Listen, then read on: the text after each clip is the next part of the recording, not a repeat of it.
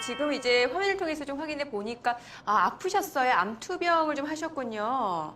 네, 갑자기 이렇게 진단을 받게 됐습니다. 지금은 다 이제 회복이 되신 거죠? 예, 지금 괜찮아요. 예, 오히려 그게 좀 계기가 돼서 경매를 좀 처음 접하게 됐다. 이렇게 봐도 과언이 아니겠네요. 글쎄요, 그때 그렇죠. 2012년도에 그렇게 우연찮게 진단을 받고 사실 좀 굉장히 절실했죠. 네네네. 네, 절실했으니 제가 더 이상 뭐 물러날 수가 없으니까 더 처절하게 좀 했던 것 같아요.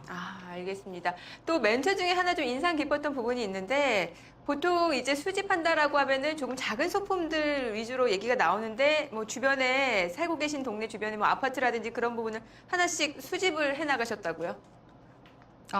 예. 그래서 저는 그 수집이라는 게 굉장히 좀 친근한 단어인데 여러분들은 그 수집이라는 게 좀 웃긴가 봐요. 그래서 저는 그냥 제가 아는 동네, 그러니까 뭐 몸이 좀 아프다는 것도 있었고 그냥 제가 잘 아는 동네를 하나하나 아파트나 빌라 이런 것들을 좀 보게 됐어요. 그리고 제일 많이 아니까 그렇게 해서 하나하나 수집을 하게 된 게 지금 제법 되죠. 얼마에서 시작이 된 거예요? 그 당시 통장 잔고가 얼마였었죠? 통장 잔고는 한 20만 원 정도 있었었고요. 네. 그래서 20만 원 갖고는 이제 턱없이 부족하잖아요. 그래서 마이너스 통장을 500만 원 대출을 받아서 시작을 했어요. 그래서 예전에 읽었던 그런 카페나 이런 고수분들이 하셨던 방식 그대로 한번 따라서 해봤는데 500만 원 갖고 지방의 빌라를 시작으로 해서 낙찰을 받기 시작했죠. 500만 원으로 빌라를 낙찰받으셨어요? 대출을 그럼 어느 정도 끼고 하신 거죠? 그럼요. 네. 500만 원 갖고 빌라를 네네. 할 수는 없죠. 그래서 500만 원을 가지고 지방의 대전에 있는 그 빌라를 처음 낙찰을 받았는데요. 그거를 이제 신권으로 6천만 원에 낙찰을 받았는데 전세를 5,500에 줬어요. 네. 그러니까 실제 뭐 제 돈 500만 원이 든 셈이죠. 예. 500만 원으로 충분히 지금 좀 화면을 통해서 지금 나오고 있는데 전세가하고 일단 좀 매매가하고 차이가 없었기 때문에 이제 500만 원으로도 충분히 이제 투자가 가능했고 이게 첫 낙찰 사례였던 거죠? 예.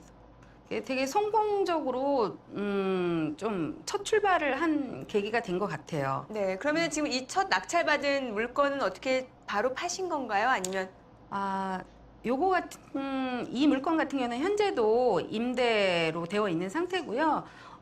재건축 예정 지역으로 지금 정해져 있어서 지금 현재는 임차인하고 좋은 가격으로 지금 임대가 계속되고 있는 상황이에요. 그럼 지금 이제 전세를 놔주신 거죠? 네네네. 예, 알겠습니다. 일단은 첫 낙찰 사례도 좀 성공적이다라고 볼 수 있을 것 같고 또 아까 영상을 보니까 지금 살고 계신 주변 지역을 위주로 많이 공부를 하신 것 같아요. 지금 혹시 살고 계신 동네가 어디세요? 혹시 이제 여러분들이 찾아올까봐 이렇게 네. 동네까지는 그렇고요. 저 인천의 장수동 쪽에 삽니다. 공기도 좋고 주민들이 굉장히 만족도가 높은 지역이라고 하셨는데 그중에서도 이제 주거형 부동산을 선호하신 이유가 바로 잘 알기 때문이라고 하셨거든요. 예, 아무래도 제가 주부다 보니까 뭐 별개의 어떤 상가나 토지를 처음부터 접근하는 것보다는 네. 제가 제일 잘 아는 집이 가장 좋을 것 같다라고 생각을 해서 아파트나 빌라 같은 곳을 먼저 접근을 하기 시작을 했죠. 네. 그럼 지금 살고 계신 주변의 아파트나 빌라를 몇 채나 지금 그 매매라든지 그런 사례가 몇 건이나 되신 거예요? 글쎄요, 그렇게 집 주변으로 해서 이제 수집을 하면서 또 매매를 하기도 했지만 지금 집 주변에 있는 저는 이제 주로 그 단기 매매를 많이 하기 때문에 네. 임대는 그렇게 많이 가지고 있지 않아요. 그래서 집 주변에는 한 3채 정도 이렇게 가지고 있고요. 다른데 이제 또 이제 상가하고 또 다른 이제 아파트 빌라들을 가지고 있습니다. 그럼 단기로 그러니까는 매입을 하셨다가 매도를 하셔서 시세 차익을 보는 그런 케이스가 좀 많으셨던 거예요? 예, 아무래도 저는 처음에 이제 그 종잣돈이라고 하죠. 그래서 종잣돈이 좀 작게 시작을 했기 때문에 빨리빨리 물건을 갖다 낙찰을 받고 매도를 해서 거기에서 나온 수익을 가지고 또 보태서 또 다른 물건에 투자를 해야 됐기 때문에 회전율이 좀 빠른 그런 주거용을 할 수밖에 없었고요. 그렇게 해야지만 여러 가지 물건에 그 종잣돈을 모아서 투자를 할 수가 있거든요. 네네. 그래서 그런 방식으로 취했던 거죠. 그럼 얼마 만에 매입해서 매도까지 걸리는 시간이 어느 정도 시간이 소요됐던 거예요? 보통 낙찰을 받고 나서 한 3개월에서 4개월 정도 제가 그 목표를 가지고 딱 이렇게 일정을 갖다가 이렇게 좀 제 스스로가 좀 정한 것 같아요. 그래서 통상적으로 한 3개월에서 4개월 안에는 다 매매를 했던 것 같습니다. 네. 그러면은 그렇게 매도가 좀 잘 되려면은 일단 많은 사람들한테 좀 인기가 있는 물건이어야 되잖아요. 네. 어떤 그런 주거용 부동산이라든지 그런 부분에 대해서 딱 기준이 있으셨나요? 그 낙찰 받으실 때?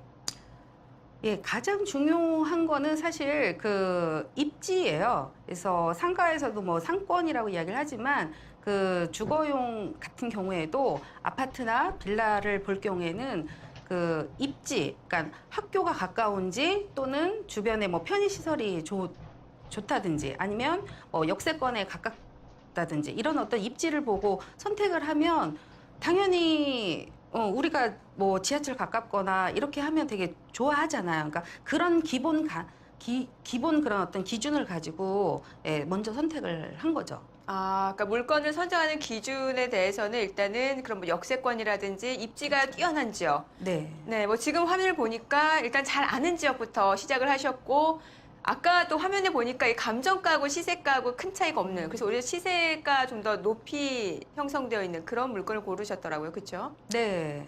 그래서 이제 잘 아는 지역도 되게 중요하고요. 네. 그다음에 간혹은 이제 그 보통 낙찰이 되는 경우에는 그 감정가가 좀 생각보다 감정이 좀 높게 나오는 경우인데 간혹 그 시세보다 감정가가 낮게 나오는 경우에는 그게 이제 틈새인 거예요. 그러다 보니까 그 부분을 갖다가 본인이 그 캐치만 하면 굉장히 그 저한테는 힌트가 될 수가 있죠. 네. 그래서 그런 지역을 이제 낙찰을 받아서 조금 매매를 좀 좋게 할 수 있었던 어떤 기회가 됐던 것 같아요. 그러면 그 시세를 정확히 알려면 아무래도 정말 아는 지역에서 그 시세를 꿰뚫고 있어야겠네요. 아니면 부동산을 정말 많이 다니던지요.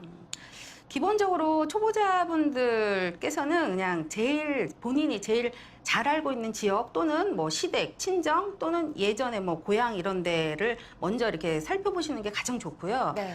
그게 아니다라고 하면 발품을 좀 많이 파세요. 그러니까 직접 뛰어다니시라는 거예요. 그래서 그 지역에 어떤 것들이 뭐 좋은 그런 학교라든지 그다음에 그런 마트, 시장 이런 것들이 좋은지 가까이 있는지 이런 거를 살펴보면 기본적인 입지는 해결이 되는 거죠. 근데 사실은 이제 많은 분들이 부동산 경매하시는 분들이 발품을 많이 팔아라 이런 얘기 많이 하시거든요. 그 발품을 팔려면은 구체적으로 어떻게 뭐 해야 되는 거예요? 뭐 주변에 공인중개사를 많이 다녀야 되는 건가요? 아니면 어떤 기준으로 봐야 되는 건가요? 그렇죠. 기본적으로는 우리 이제 여자분들이 그래도 남자분들보다는 부동산에 들어가기가 좀 쉽잖아요. 그죠? 그렇죠. 예. 네, 가서 뭐 수다도 떨고 할 수 있으니까 그래서 부동산 사장님들하고 좀 친해지시는 게 가장 좋고요. 예. 그다음에 발품을 팔으라는 건 자기가 시장 이런 것들이 좋은지 가까이 있는지 이런 거를 살펴보면 기본적인 입지는 해결이 되는 거죠.